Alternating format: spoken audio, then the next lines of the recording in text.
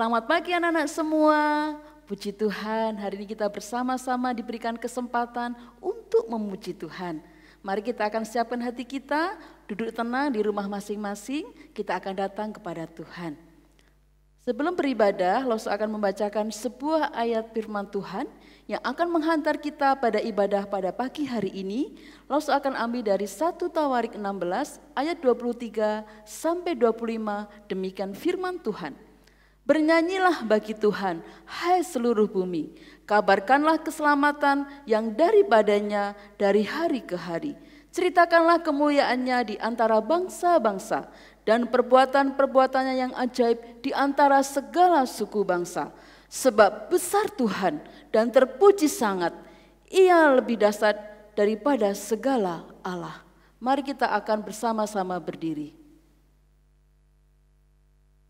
Ibadah pada hari ini kita akan mulai dengan mengakui bahwa pertolongan kepada kita adalah di dalam nama Tuhan yang menjadikan langit dan bumi. Kiranya kasih setianya, kemurahannya melimpah atas setiap kita. Kita akan berdoa. Bapa yang di surga, kami sangat bersyukur buat kemurahan Tuhan atas setiap kami ya Tuhan. Kalau kami diizinkan Tuhan di rumah kami masing-masing menyatukan hati kami beribadah kepada Tuhan saat ini, itu semua karena Tuhan begitu baik kepada kami. Tuhan ingin senantiasa mendengar kami memuji Tuhan dan mengagungkan nama Tuhan. Bapa di surga, kami sangat rindu Tuhan. Sekalipun saat ini Tuhan kami di rumah kami masing-masing, biarlah kami boleh tetap belajar firman Tuhan. Kami diizinkan Tuhan untuk memuji Engkau dan mengagungkan Tuhan. Terima kasih kalau sampai hari Engkau juga memberikan kepada kami kekuatan dan kesehatan. Terpujilah nama-Mu ya Tuhan. Dengan hati yang penuh ucapan syukur, kami akan mengagungkan Tuhan. Kami akan memuji Engkau dengan segenap hati kami. Di dalam nama Tuhan Yesus, kami mulaikan ibadah kami pada hari ini. Amin. Anak-anak yang dikasihi Tuhan, mari kita datang kepada Tuhan dengan hati yang penuh dengan ucapan syukur. Kita dapat beribadah di rumah kita masing-masing itu karena Tuhan Yesus mengasihi kita. Tuhan tetap mengasihi kita walaupun kita kecil dan lemah. Untuk itu mari kita nyanyikan satu lagu pujian, Yesus sayang padaku.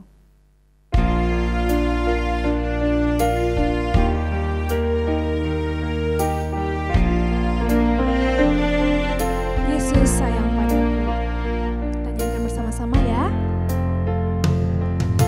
Yesus sayang padaku, Alkitab mengajarku, walau ku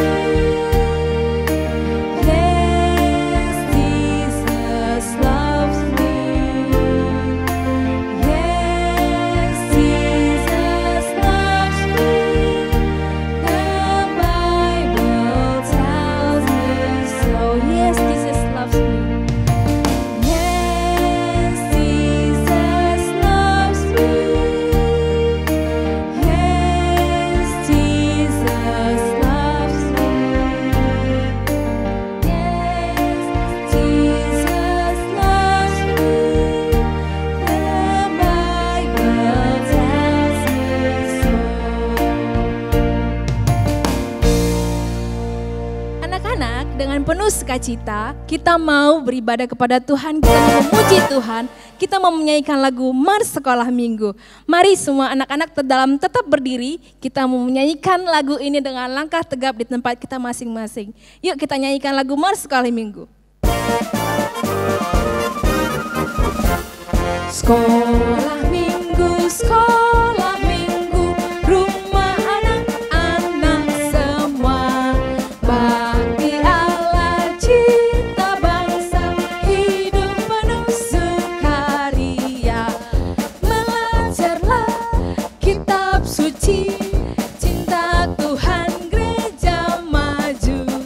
Jalankanlah perintahnya, muliakan sepanjang hidup. Sekali lagi kita nyanyikan ya bersama-sama.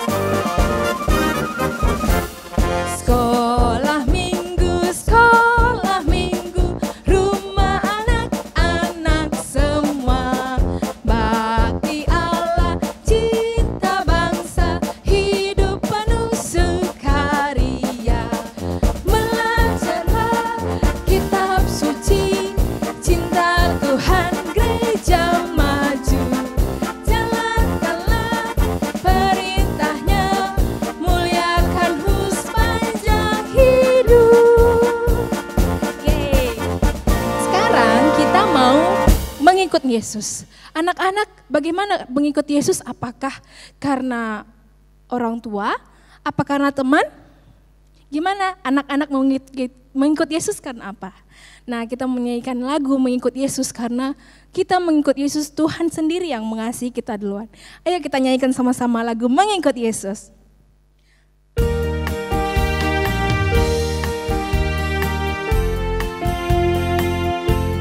Kita nyanyikan lagu Aku Mau Ikut.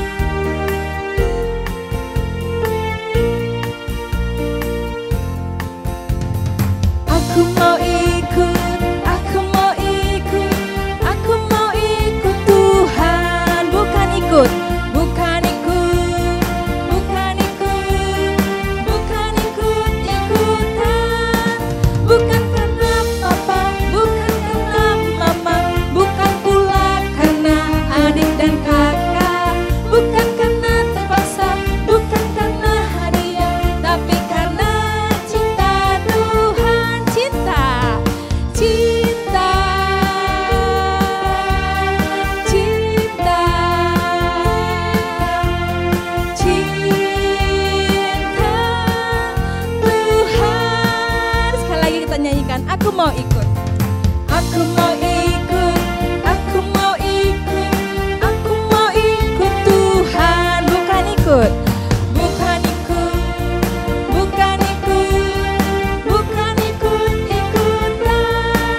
Bukan karena papa, bukan karena mama, bukan pula karena adik dan kakak. Bukan karena terpaksa, bukan karena hadiah, tapi karena cinta Tuhan. Cinta, cinta, cinta, cinta Tuhan. Sekali lagi cinta, cinta, cinta, cinta Tuhan.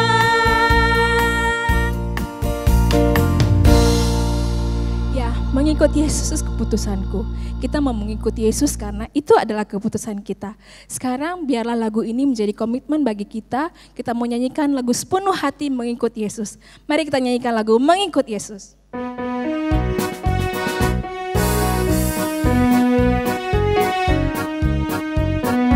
Mengikut Yesus.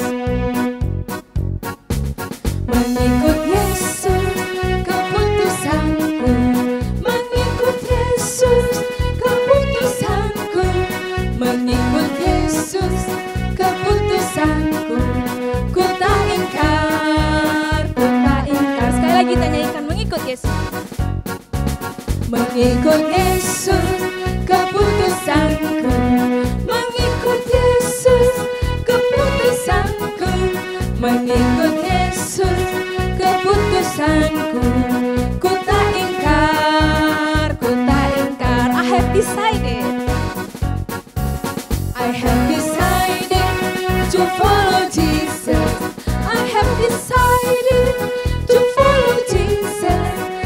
have decided to follow Jesus.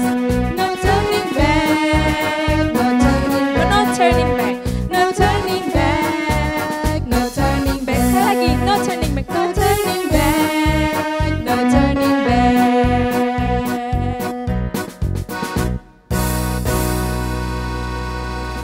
Nah, anak-anak, sekarang kita mau mendengarkan firman Tuhan. Mari anak-anak duduk dulu, sekarang kita mau berdoa. Mari kita tundukkan kepala, kita berdoa. Tuhan Yesus yang baik, terima kasih karena Tuhan memberi kami kesempatan untuk memuji nama Tuhan dan juga mendengarkan firman Tuhan. Biarlah Tuhan menolong kami supaya kami boleh tenang untuk mendengarkan firman Tuhan. Mohon Roh Kudus memberi pengertian akan kebenaran firman Tuhan. Dan kami berdoa untuk Lausetuti yang akan menyampaikan firman Tuhan. Mohon Tuhan menolong dan Tuhan memberkati. Terima kasih Tuhan, di dalam nama Yesus kami sudah berdoa dan siap mendengarkan firman-Mu. Amin. Halo adik-adik, hari ini Lauselina bawa helm. Tadi soalnya habis naik motor. Adik-adik tahu gak sih kenapa kalau naik motor harus pakai helm? Oh iya, takut ditangkap polisi ya? Iya betul juga sih. Pasti kalau adik-adik gak pakai helm di jalan raya atau mama papa tidak pakai helm, pasti kena tilang. Dan bisa urusan panjang dengan polisi. Nah adik-adik, hal yang paling penting sebenarnya dari helm ini adalah untuk melindungi kepala kita saat kita mengendarai atau sedang naik motor ya. Karena bisa saja ketika naik motor, bisa saja ya waktu rem mendadak atau mungkin jatuh atau terjadi kecelakaan. Nah kalau kita tidak memakai helm ataupun mungkin memakai helm tapi tidak diklik dengan baik, maka kepala kita bisa terbentur dan berakibat fatal. Nah adik-adik, selain naik motor, ada beberapa olahraga yang juga harus melindungi kepala dengan helm. Ya, contohnya olahraga berkuda atau bersepeda, ya, roller skater. Dan ada beberapa olahraga lainnya yang juga harus menutupi kepala mereka dengan helm. Nah hari ini kita masih melanjutkan seri perlengkapan senjata Allah. Adik-adik sudah belajar apa aja di minggu-minggu kemarin? Masih ingat? Yang pertama apa? Ikat pinggang kebenaran. Ya. Yang kedua, baju sirah keadilan. Yang ketiga, kasut atau sepatu untuk memberitakan Injil damai sejahtera. Dan yang keempat ada perisai iman. Nah hari ini kita akan belajar tentang ketopong keselamatan yang dipakai di kepala, semacam helm atau pelindung kepala yang dipakai saat prajurit berperang. Sebelumnya Lauselina ajak adik-adik untuk berdoa. Mari kita berdoa. Tuhan Yesus, hari ini kami kembali akan melanjutkan firman Tuhan tentang perlengkapan senjata Allah. Tuhan tolong agar kami boleh mengerti dan kami sebagai anak-anak Tuhan semakin berjaga-jaga, semakin siap untuk melawan setiap kuasa dari si jahat. Berkati setiap kami Tuhan, dalam nama Tuhan Yesus kami berdoa. Amin. Para tentara harus memakai helm atau ketopong agar mereka tidak terluka dalam pertempuran. Seperti yang sudah kita pelajari, adik-adik sudah pelajari bahwa kita anak-anak Tuhan berada dalam pertempuran rohani melawan kuasa iblis, kuasa yang tidak kelihatan. Dan Tuhan telah memberi kita baju sirah ya untuk melindungi diri kita, ikat pinggang, kasut atau sepatu, dan juga perisai yang dipakai untuk kita melawan kuasa si jahat itu.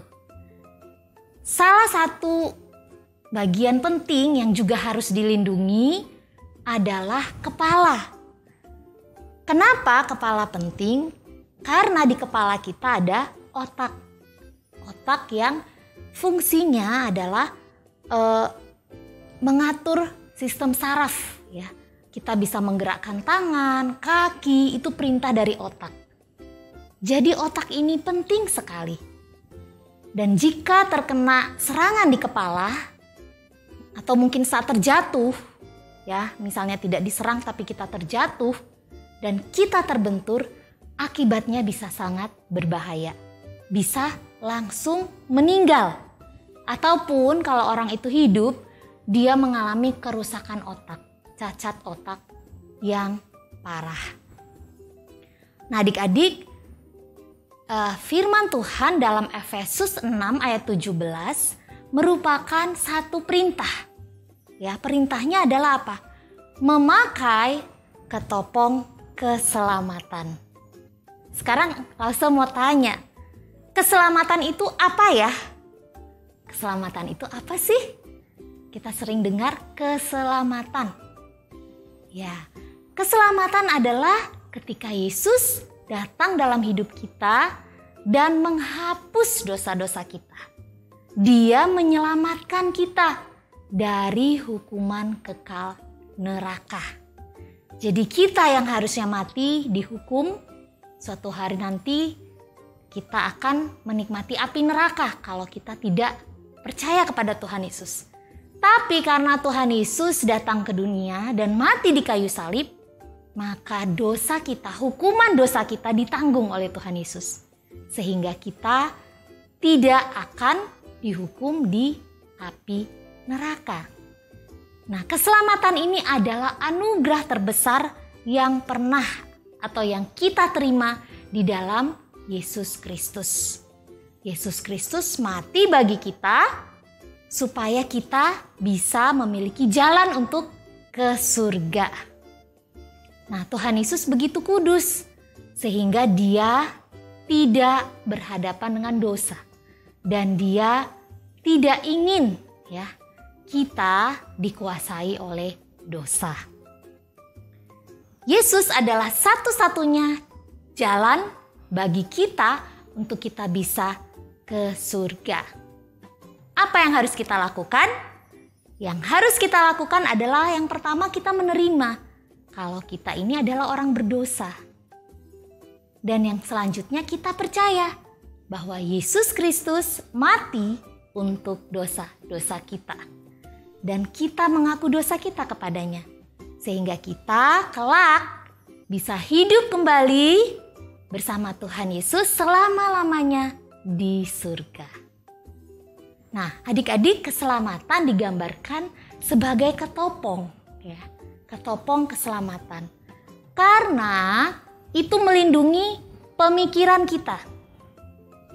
Kadang-kadang saat kita melakukan dosa, setan atau iblis ingin mencoba menggoda kita atau meyakinkan kita bahwa sebenarnya Tuhan sudah tidak mengasihi kita lagi, ya. Saat kita melakukan kesalahan mungkin ada pemikiran yang muncul, kayaknya Tuhan gak mungkin deh ampuni aku kok melakukan salah lagi, ya. Nah, itu pekerjaan iblis yang ingin membohongi dan menipu kita. Nah, ketika kita memakai ketopong keselamatan, maka kita menjadi anak-anak yang menang dalam Kristus. Kita yakin bahwa tidak ada yang dapat memisahkan kita dari kasih Kristus. Meskipun kita berbuat kesalahan, meskipun kita berbuat dosa, tetapi ketika kita mau datang meminta ampun kepada Tuhan, maka Tuhan tetap mengasihi kita dan Tuhan menerima kita kembali.